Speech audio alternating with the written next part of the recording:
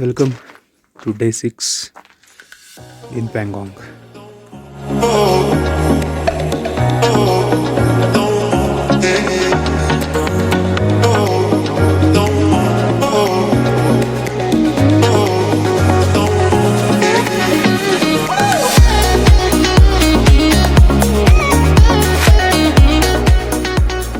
जैसा कि आप देख पा रहे हैं, यहाँ पर कल रात भर स्नोफॉल हुई है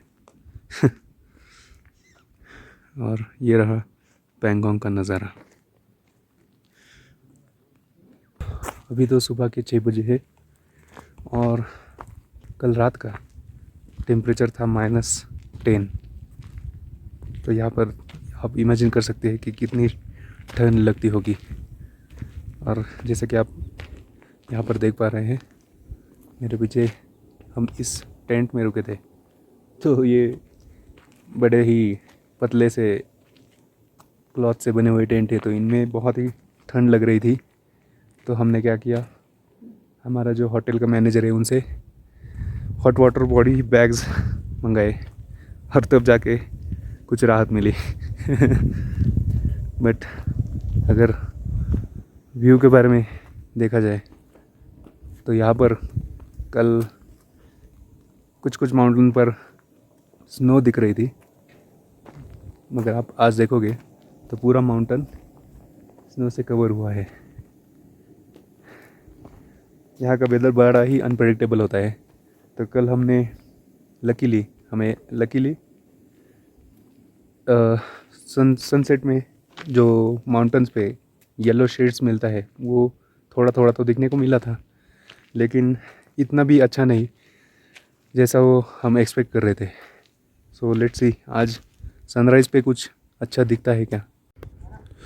तो यहाँ पर पानी की बड़ी समस्या है। तो जब सुबह हम शावर लेना चाहते थे या फिर बाथरूम के लिए यूज़ करना चाहते थे पानी, तो इन्होंने कहा कि यहाँ पर जो पानी आता है वो पाइप के अंदर ही जम जाता है, क्योंकि यहाँ का टेम्परेचर इतना लो होता है। तो यहाँ पर एक ट्रक इन्होंने लाया है छोटा सा, और उसमें 2 पानी की टंकियाँ है, एक में गर्म पानी आएगा, एक में ठंडा पानी आएगा। तो ये आपको बस एक बकेट पानी देते हैं, गर्म पानी और ठंडा पानी। तो इससे आप सिर्फ वॉशरूम के लिए यूज़ कर सकते हो और अपना मुंह धो सकते हो। नहाना तो यहाँ भूल ही जाओ।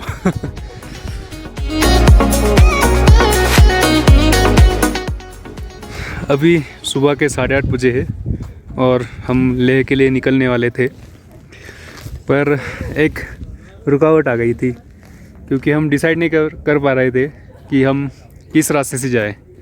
क्योंकि हमारा जो पहले से प्लान रास्ता था वो था चांगला पास से, और वो जो यहाँ पर आप सामने देख पा रहे हैं वहीं से गुजरने वाले थे हम। तो सुबह आसमान पूरा ढक चुका था यहाँ पर, और वहाँ पर शायद स्नोफॉल भी हो रही थी। तो फिर हमने ये डिसाइड कर लिया था कि हम इस वाले रास्ते से जाएंगे, जो थोड़ा दूर का रास्ता होगा, तकरीबन 240 किलोमीटर टू लेह। बट 2-3 घंटे में देखो वेदर कितना बदल गया है। मौसम ने अपने रंग दिखाने शुरू कर दिए हैं, थोड़ी सी स्नोफॉल भी हो रही है यहाँ पर। तो अब हमारे कैप्टन जो है वो भी कंफ्यूज हो गए हैं कि किस रास्ते से निकले। तो कल हमने तकरीबन हुंडर जो नुब्रा वैली में है, तो हुंडर से पैंगोंग आए हम। तकरीबन 200 किलोमीटर से ज़्यादा ही सफ़र किया है। उसमें से आधा से ज़्यादा तो ऑफ रोडिंग का सफ़र था, और ये सब मुमकिन हो पाया है हमारे मित्र मिस्टर सुहेल कुमार के राइडिंग की वजह से।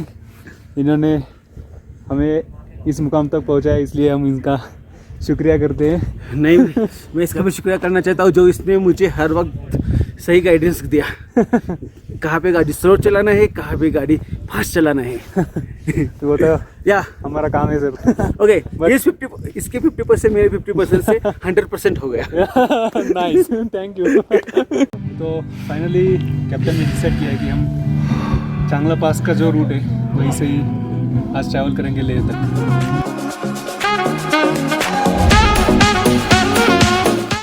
और सुबह 9:30 बजे हम निकलते हैं पैंगोंग लेक से लेह की ओर।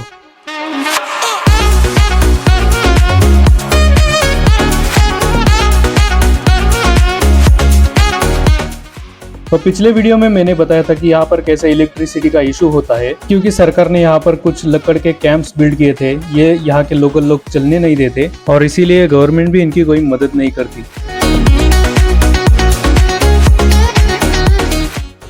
तो तकरीबन 1.5 घंटे का रास्ता हमने तय किया है पैंगोंग से इस जगह पर जिसका नाम है सांगे।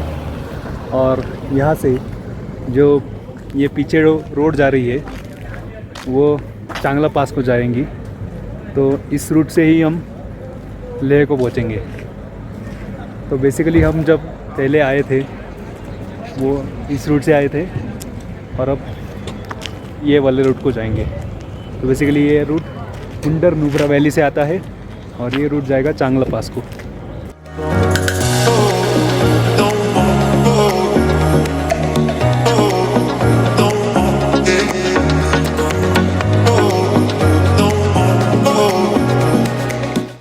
और इन सारी यादों को हम एंजॉय करते हुए वापस लौट रहे थे और इसे और यादगार बना दिया एक आने वाले प्रॉब्लम ने। तो बड़ी दुविधा हुई है। हम यहाँ पर आए हैं तांगसे से थोड़ा आगे आए हैं और यहाँ पर आप देख सकते हैं कि जो आगे स्नो माउंटेन दिख रहा है वहाँ पर बाइक्स अलाउड नहीं है, क्योंकि वहाँ पर पूरा कीचड़ हो गया है। तो पता नहीं अब क्या होगा। ये देखिए स्नोफॉल हो रहा है। सब गाड़ियाँ रुक गई हैं।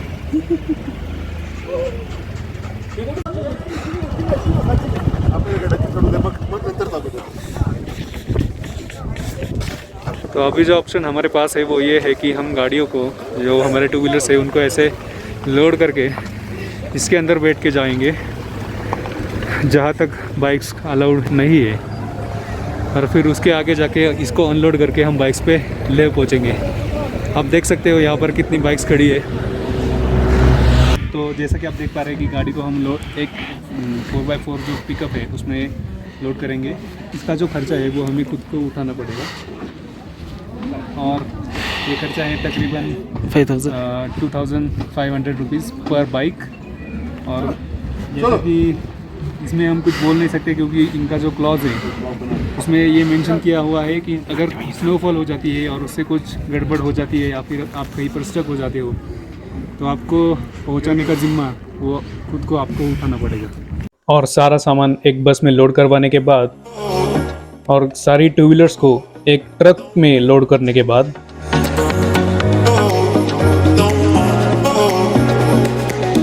हम निकल पड़ते हैं चांगला पास की ओर।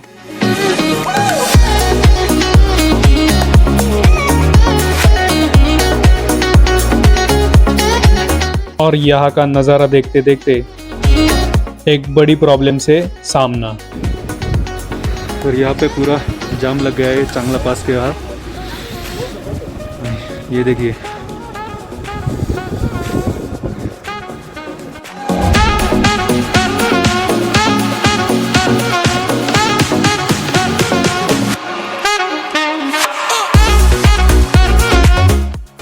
और तकरीबन 4 घंटे हम इस ट्रैफिक में फंस गए और हमारे पास खाने पीने की चीज़ें जो थी वो सारी बस के ऊपर वाले लगेज में चली गई थी, इसीलिए हम कुछ कर भी नहीं पा रहे थे।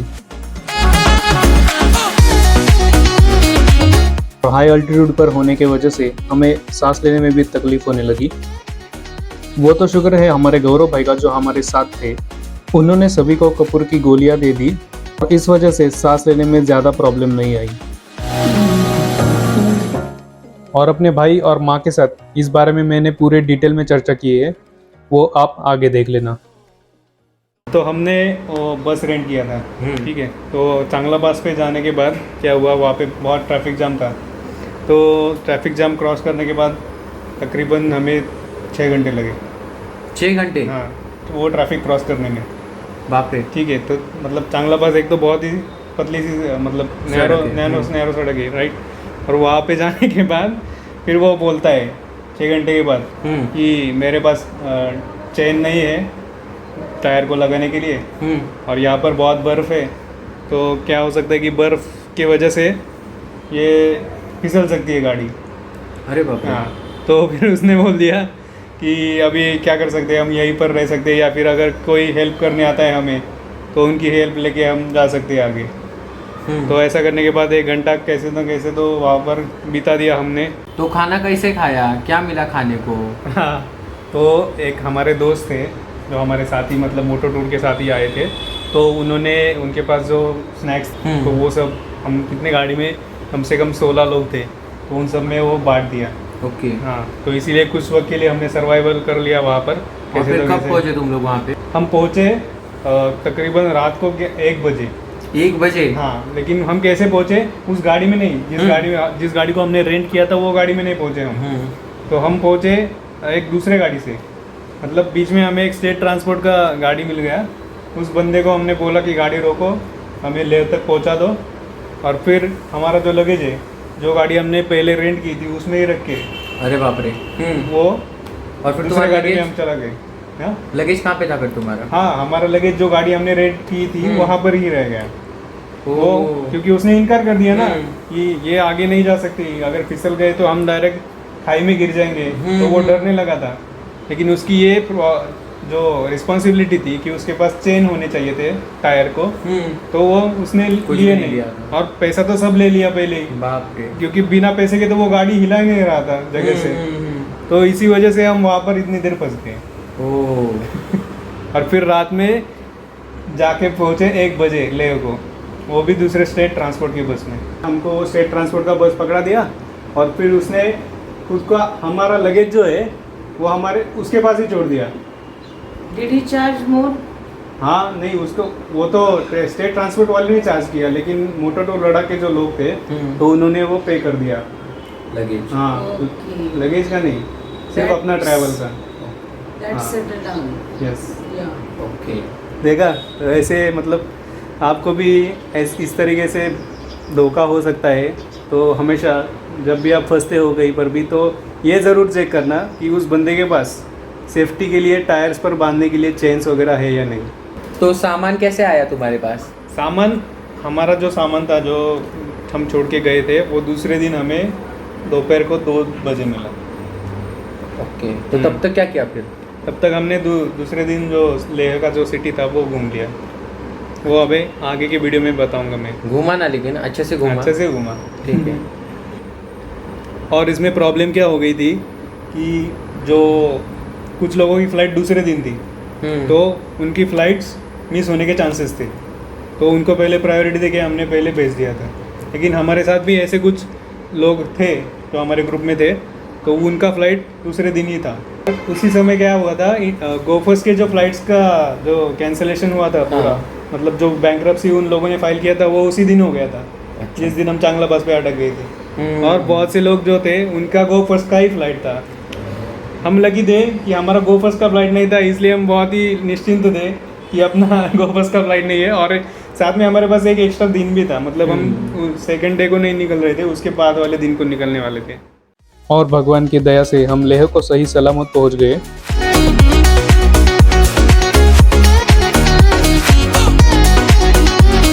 और अगर वीडियो अच्छी लगी हो तो प्लीज़ लाइक कर देना, और अगर आप चैनल पर नए हो तो सब्सक्राइब ज़रूर कर देना। तो ये जो तिक्से मोनेस्ट्री है ये इतनी ब्यूटीफुल और पीसफुल है, यहाँ से निकलने का मन नहीं कर रहा है। यहाँ पर एक बार ज़रूर आना चाहिए।